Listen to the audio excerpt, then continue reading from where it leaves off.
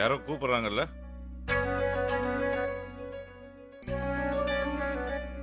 அக்கா,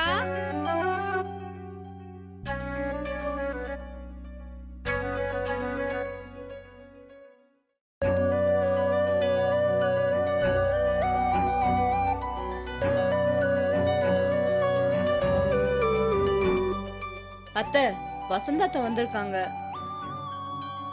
அவங்க பொண்ணு கல்யாணத்துக்கு ஏதோ பணம் தரேன்னு சொல்லியிருந்தீங்களாமா.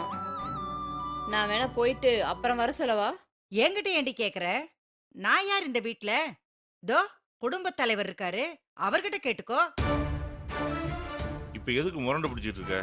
ஐயா சாமி, நான் ஒண்ணும் முரண்டு பிடிக்கல, உண்மையதான் சொல்றேன். இந்த வீட்ல நான் யாரு?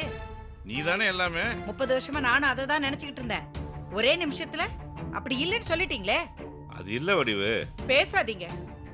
எந்த நிலைமையில உங்க கூட நான் வீட்டை விட்டு வந்தேன்னு கொஞ்சமாவது நீங்க யோசிச்சு பாத்தீங்களா? அதான் இப்ப ஒண்ணு இல்லைன்னு ஆயிப்போச்சு இல்ல. அதெல்லாம் ஒண்ணு இல்லைன்னு யார் சொன்னது? நீங்க தான் சொன்னீங்க. ஏய், இந்த குடும்பத்தை பொறுத்த வரைக்கும் நீ தான் எங்க குலசாமி. உனக்கு அப்புறம் தான் எல்லாமே. என்ன நடிக்கிறீங்களா? சாமி சாமின்னு வாயால சொல்லிட்டு கால்ல போட்டு மிதிக்கிறீங்க. இந்த 30 வருஷத்துல உன்னை எதிர்த்து நான் ஏதாவது சொல்லியிருக்கேனா? நீ வேணான்னு சொல்லி நான் ஏதாவது வேணும்னு சொல்லியிருக்கேனா? ஒரு சின்ன விஷயம் சொல்லு. அது எல்லாத்தையும் தான் இன்னைக்கு தூக்கி போட்டுட்டீங்களே. இத்தனை வருஷம் நம்ம சொன்னதுக்கெல்லாம் தலையாட்டின ஒருத்தன் இன்னைக்கு ஒரு விஷயத்த வேணான்னு அடம்பிடிக்கிறான்னா அதுல ஒரு நியாயம் இருக்குன்னு யோசிக்க மாட்டியா? சொல்லுடி, யோசிக்க மாட்டியா? இத்தனை வருஷம் நீ சொன்ன அம்போட்டுக்கு நான் தலையாட்டிட்டு இருந்தேன்னா அதுக்கு காரணம் நான் உன் மேல வச்சிருக்கிற பாசமும் மரியாதையும் தான். என் பொண்டாட்டி ஒன்று சொன்னான்னா அது நியாயமா இருக்கும், அவ எடுக்கிற முடிவு சுத்தமா இருக்குங்கிற நம்பிக்கையில தான்.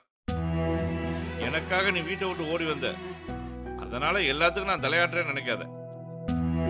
நீ எந்த முடிவு எடுத்தாலும் 1க்கு 4 தடவை யோசிப்ப, யாரையும் கஷ்டப்படுத்தக்கூடாதுன்னு நினைப்ப.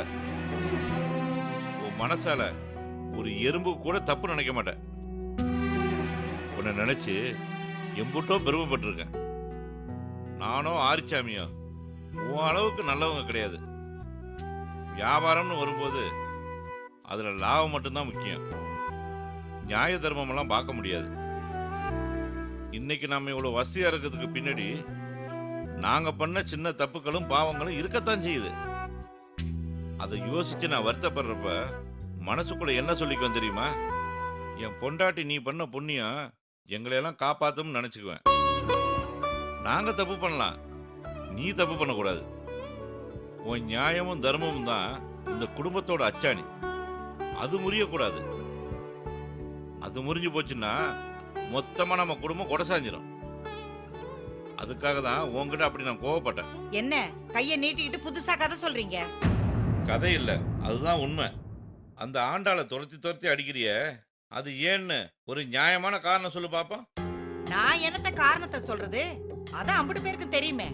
நீயே சொல்லு, உங்களுக்குள்ள என்ன பிரச்சனை? உங்க அண்ணன் பேச்ச கேட்காம அவ ஓடி வந்து கல்யாணம் பண்ணிட்டான்னு அவளை பழி வாங்குறியா? சொல்லுடி, அதான் பிரச்சனையா உனக்கு? இன்னைக்கு நீ அந்த பிள்ளைக்கு பண்ற அநியாயத்தை உங்க அண்ணன் ஒத்துக்குவானா? நீ ஒரு நியாயமான பொம்பளையா இருந்தா உங்க அண்ணன் இதை சொல்லு பாப்போம். பிரச்சனை ஆரம்பிச்சது என்னவோ அந்த பிள்ளை பண்ண தப்புனாலதான். அதுக்கப்புறம் அவளை பாடாப்படுத்துறது உனக்கு பழகி போச்சு. எதுக்காக பிரச்சனை ஆரம்பிச்சதுங்கிறத நீ மறந்துட்ட. இப்போ உன் மனசுல வெறும் வெறுப்பும் கோபமும் மட்டும்தான் இருக்கு. காரணமே இல்லாம அந்த சின்ன பிள்ளை மேல உனக்கு வெறுப்பு. உன் மகன் நீ சொல்றத விட்டுட்டு அவ சொல்றத கேட்கிறானேன்னு பொறாம உனக்கு. ஊர் உலகத்துல இருக்கிற எல்லா சாதாரண மாமியார் மாதிரி நீயும் நடந்துக்கிற. அதுக்கு பின்னாடி உங்க அண்ணன் மேல பாசம் வச்சிருக்கேன்னா அதுவும் கிடையாது. யோசிச்சு பாரு, உனக்கே உண்மை என்னன்னு தெரியும். நீ தவமா தவம் இருந்தாலும் உன் பிள்ளைக்கு இப்படி ஒரு பொண்டாட்டி கிடைக்க மாட்டான். அமெரிக்காவில் போய் படிச்சிட்டோம், நாம ஒரு டாக்டர், இப்படி எந்த இதுவும் இல்லாம உன் மனசை ஜெயிக்கணுங்கிறதுக்காக அந்த புள்ள உன் வீட்டில் ஒரு வேலைக்காரியா வேலை செஞ்சிட்டு இருக்கா.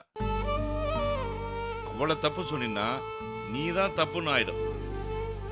உன் புள்ள இன்னைக்கு ஒரு மனுஷனா மாறி இருக்கான்னா அதுக்கு காரணம் அவதான். உன் புருஷன் இன்னைக்கு உயிரோட இருக்கன்னா அதுக்கு காரணமும் அவதான்.